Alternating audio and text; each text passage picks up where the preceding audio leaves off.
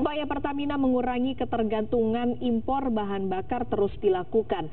Salah satunya adalah dengan energi alternatif yang mengandalkan crude palm oil alias CPO. CPO ini akan diolah melalui teknologi co-processing dan hasil akhirnya menjadi green gasoline atau bahan bakar ramah lingkungan.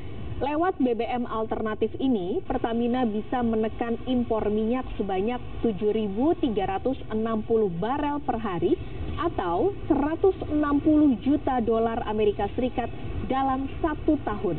Namun BBM alternatif ini belum tahu kapan meluncur secara komersial, sebab Pertamina masih terkendala supply chain CPO olahan dari produsen sawit dan saat ini masih dalam tahap uji coba.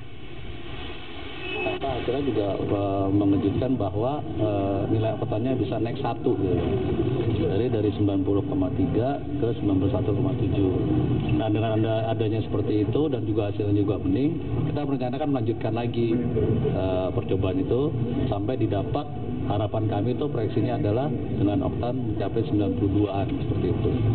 Itu baru di kilang Pelaju dan kita punya kilang yang sama juga adalah di kilang RTC Cilacap dan kilang RTC Balongan. Nah, jadi rencananya nanti di ketiga kilang itu akan kita lakukan pemasukan kembali minyak nabati ke dalam RTC seperti itu.